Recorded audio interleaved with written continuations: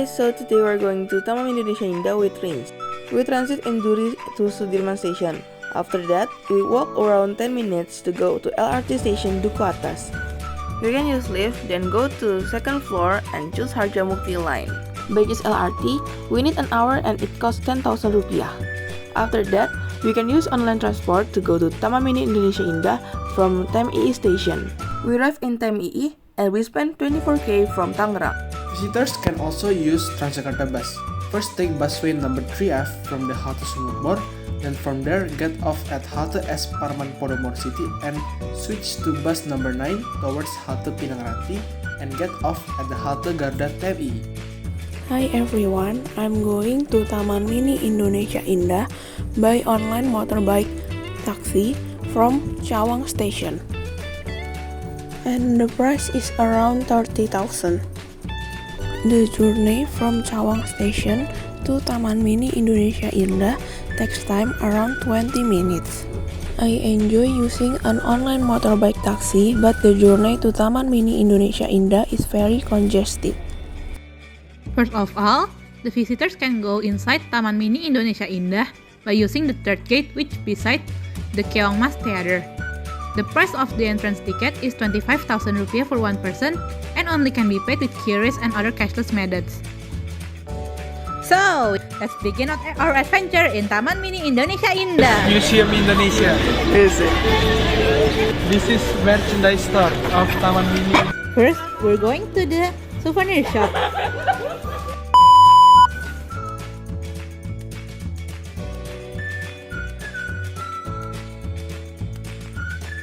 Now we're inside the souvenir shop. In here they are selling snacks, clothes, handicraft, and other things. Next, we are going to ride a shuttle to go around Taman Mini. So there's the shuttle and also the shuttle station.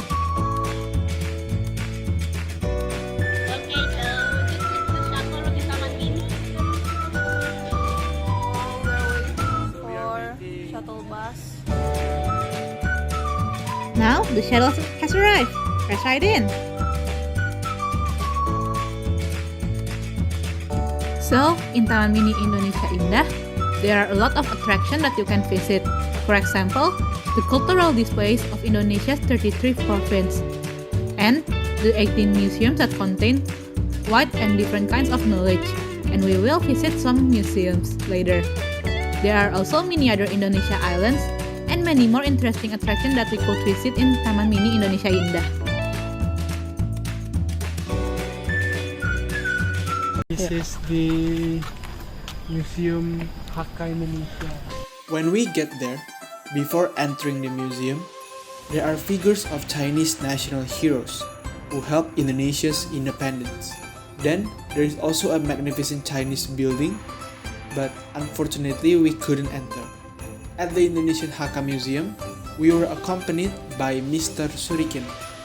He is a Hakka person who migrated to Indonesia and is now the administrator of the Hakka Museum at Taman Mini Indonesia Indah. Museum Hakka Indonesia was inaugurated by the President of the Republic of Indonesia for the 2009-2014 period by Susilo Bambang Yudhoyono on August 30, 2014. The Indonesian Hakka Museum is divided into three parts: the Indonesian Chinese Museum, the Indonesian Hakka Museum, and the Indonesian Yongting Hakka Museum. Since the history of Hakka in Indonesia is an integral part of the Chinese history, it's only natural to present first the history of Indonesian Chinese, followed by the history of Indonesian Hakka. Meanwhile, the Yongting Hakka makes up a large number of the Hakka population in Indonesia, among whom many were pharmacists. Their ancestors lived in Tulau, their unique dwellings in the mountainous lands of Yongting Fujian. This museum is modeled after one of the indigenous Tulau known as the Cenglau. The Indonesian Chinese Museum, which is on the second floor of the building, has 6 exhibition rooms, namely The first room tells the history of the arrival of Chinese people in the Indonesian archipelago. The second room displays photos of Chinese provisions in the colonial era.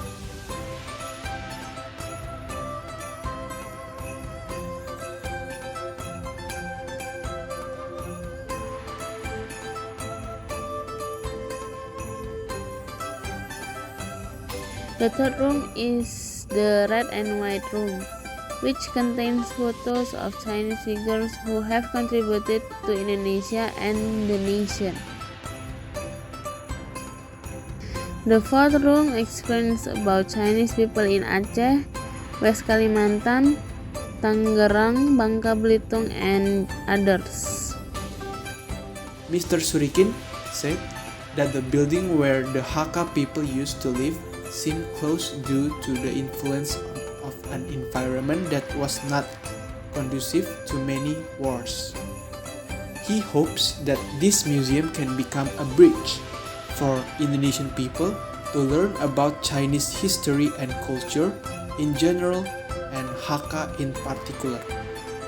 He also hopes that the wider public will know about the existence of this museum.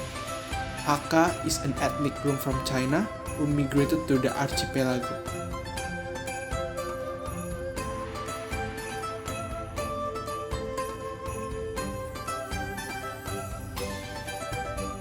The fifth room tells about Chinese opera, shadow puppetry, and gambang kromong.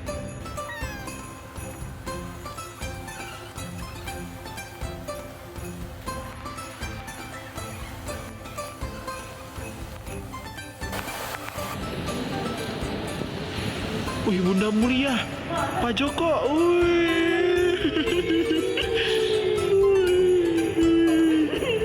BM, Sutra Tangerang. Our next destination is Museum Indonesia. Museum Indonesia is a place to explore the journey and cultural achievement of nations since the past. This museum is close to the entrance. The museum provides learning for us to strengthen our identity and national identity in an effort to build the future. We choose Museum Indonesia because we want to know the culture and history itself. There are 3 floors in Museum Indonesia. On this floor, or first floor, there are the traditional of Indonesia. There are traditional weapons from Indonesia, Nusantara jewelry, for example for wedding, the art, and also the traditional instrument. And there's information center in entrance gate. Next, there are traditional masks from Indonesia. We can see a lot of masks from Indonesia. Also, we can see the history of the mask itself by scan QR. So this is the art of mask of Indonesia, and there are a lot of history.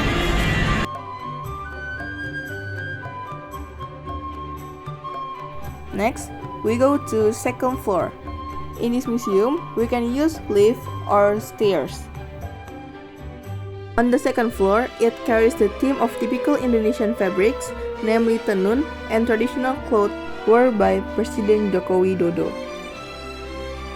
We can see the name of tenun itself from Sabang to Merauke, because in this floor, there are a lot of tenun. And also we can see the history of the tenun itself by scan QR. Next, we go to traditional clothes from Indonesia.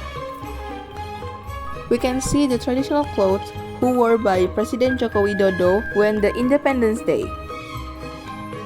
There are 5 pairs of clothes on display in this museum. Also, there's information on display.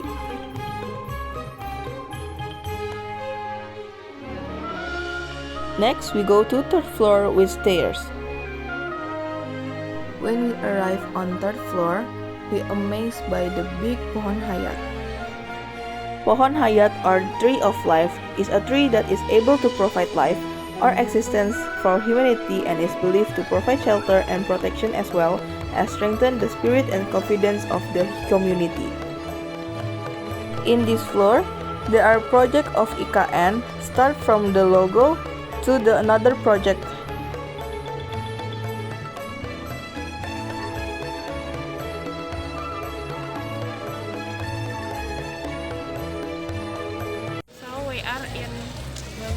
traditional house. Our last destination is Bubungan 5 or Bengkulu traditional house. This house is unique because built without using nails but rather wooden pegs. The floor is made of layer with planks and plaster, and the roof is given palm fiber and durian or shingles. Unfortunately, we can go to inside this house, so we can only see from the outside. There is also amenities at Taman Nasional Indonesia Indah, such as cable car that costs 50,000 each ticket, bicycle and scooter that we can rent but of course we should pay, and golf cart for free to explore. This is our vlog. Thank you for watching. Bye bye.